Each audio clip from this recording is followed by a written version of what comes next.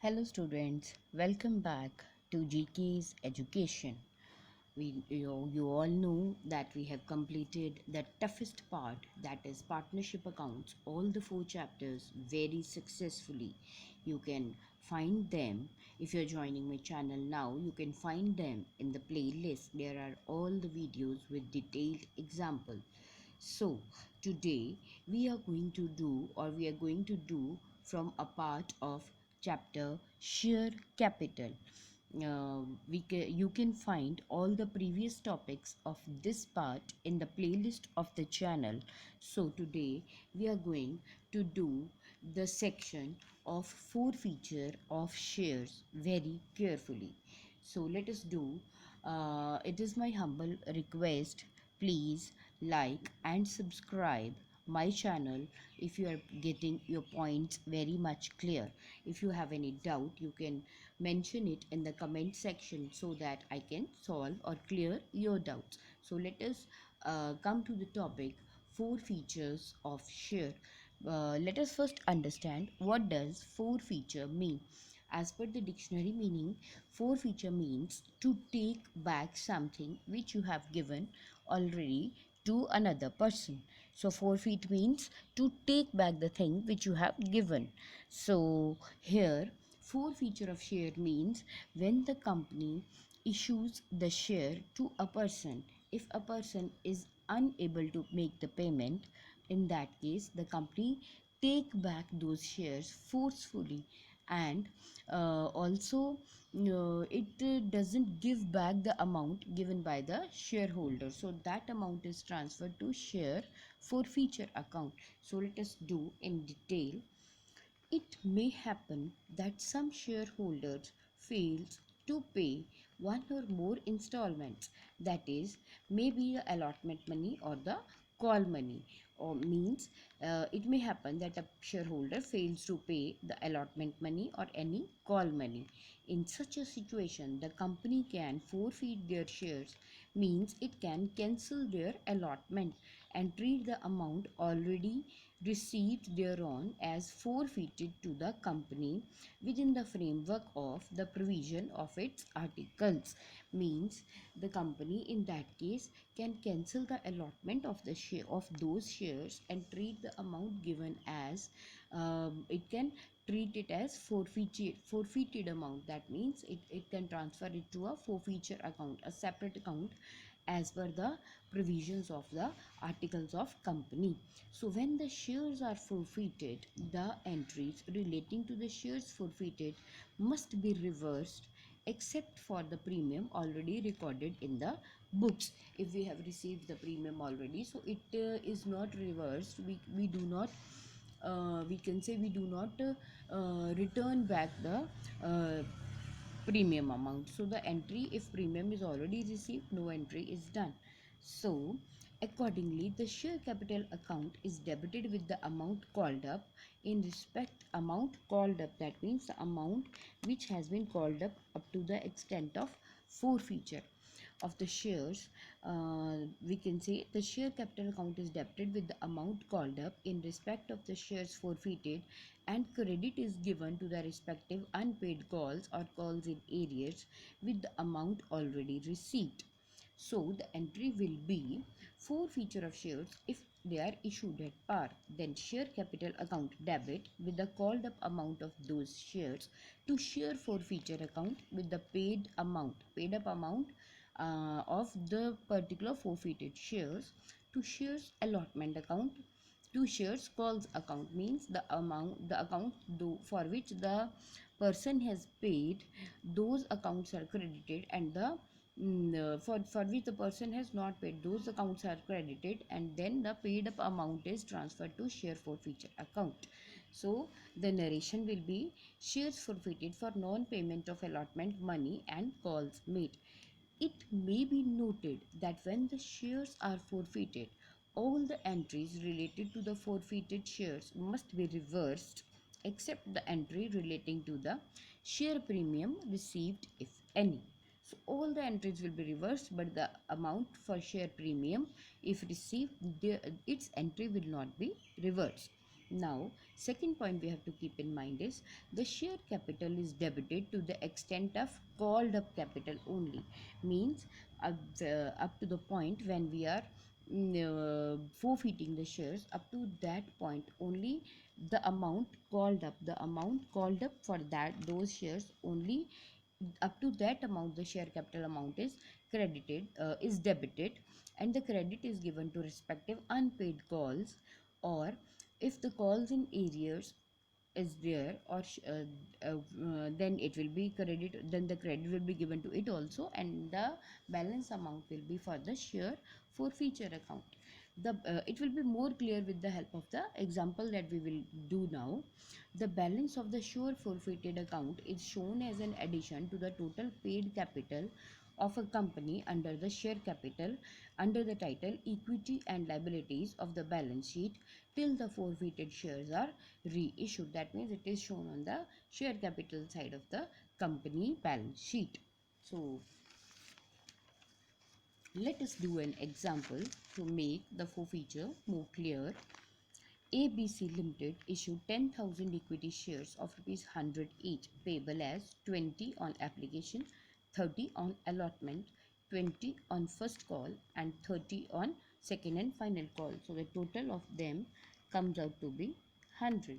That means they are issued at par. Now 10,000 shares were applied and allotted. All money was due received except both the calls on 300 shares by S. So these shares were forfeited. Give the necessary entries. Now only 300 shares, both the calls, first and second call, was not paid. So let us check out the entry.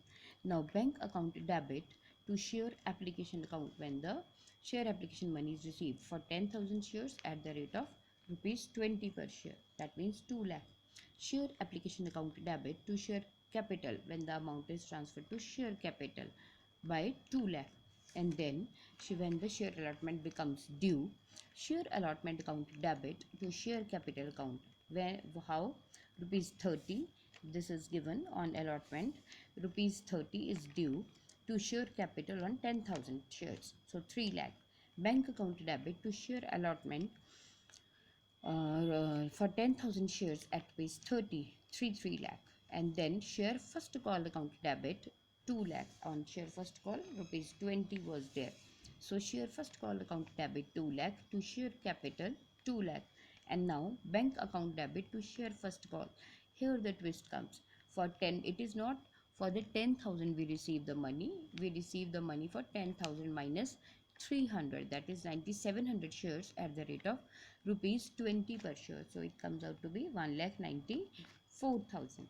And then share second and final call account debit to share capital account. Money due on 10,000 shares at rupees 30 per share is 3 lakh rupees. Then here comes the remaining entries. Now again bank account debit to share second and final call. It is for again 10,000 minus 300, that is 9,700 shares we received at the rate of rupees 30 per share, 2,91,000. And now the entry of forfeiture of 300 shares. Share capital account debit 300 shares. Up to this amount the called up money is complete rupees 100, so 300 shares into 100, that is 30,000. To share first call for the money not paid, first call was of rupees 20 for 300 shares, it comes out to be 6,000. To share second and final call 300 for rupees 30, it comes out to be 9,000. And the money which he has already paid, it will be transferred to shares forfeiture account, that is to share forfeiture account 15,000, the amount paid by the person already, it will be forfeited. So this is the case when we issue the shares at par, and now the treatment of forfeiture of shares issued at premium. So how we deal it, let us do. If the shares were initially issued at premium and the premium amount has been fully realized, but some of the shares are forfeited due to non-payment of call money, the accounting treatment of forfeiture shall be the same pattern as in the case of shares issued at par. The important point is that securities premium account is not to be debited at the time of forfeiture if the premium has been received in respect of the forfeited shares. So it means if the premium once it is received, it is not debited. We do not, we can say, close the amount of premium already received. So the amount of forfeiture shall be excluding the premium amount. So it is the important point that we have to keep in mind. Now, second case, if the premium has not been received either wholly or partially in respect of the shares forfeited, then the securities premium account will also be debited with the amount of premium not received along with the share capital account at the time of forfeiture. So keep that very much clearly in mind that if only if the premium is not received and the person has stopped making the payment, in that case only the securities premium account premium reserve account will be debited. This will usually be in the case even the amount when even the amount due allotment is not been received, because when the person while applying the premium is usually not received, it is usually received at the time of allotment or any call. So if the person hasn't even made the allotment money, in that case it may happen that he has not paid the securities, he has not paid the premium account. Now the entry to record the forfeiture of the shares issued at the premium on which the premium has not been fully received will be share capital account debit, securities premium reserve account debit. Share capital with the called up amount, securities premium reserve with the premium on those shares who have been forfeited, which have been forfeited, we can say.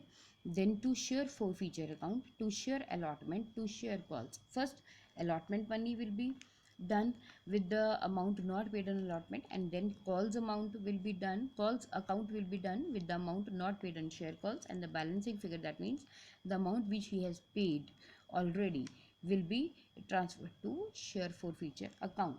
And now point, if the calls in arrears account is maintained, then it will be credited instead of share calls account. So if we have maintained the calls in arrears account, so that credit will be given to calls in arrears account instead of share calls.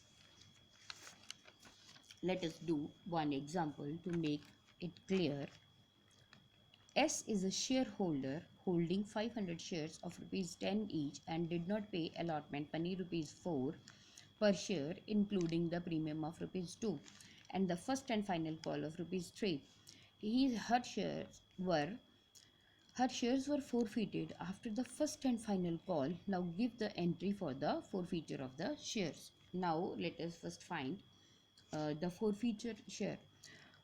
Shares were forfeited after first and final call. So first and final call was of rupees 3 and allotment money was of rupees 4. So 4 and 3 7 and the value of share is 10. So it has the premium of rupees 2. That means we have to pay 12 rupees. So 12 rupees is there, 12 rupees, then 4 plus 3 is 7, 7 plus 5 is 12. That means on application they called up 5 rupees. So this was the main thing to calculate. Now share capital account debit with the called up amount. So called up amount here is 500 into 10. Called up amount is complete 10, so that means 5,000. And securities premium reserve account is debited as the premium is not paid by this time. So 500 shares into 2, that is 1,000. Now to share allotment account, share allotment account, 4 rupees is not paid. So to share allotment, 500 into 4, 2000 rupees comes out to be there. And share first and final call account, rupees 3 per share is not paid. So 500 into 3, that is 1500. And now to share forfeiture account, the amount already paid for 500 shares, we calculated 5 rupees. So 500 into 5, 2500 will be credited to share forfeiture account. So this was all regarding the forfeiture of share. In the coming video, we'll be doing some more practical problems on forfeiture of share under various conditions so that the concept is clear to you. I hope you're liking my videos. Please do like and subscribe my channel for your progress and keep growing. Thank you.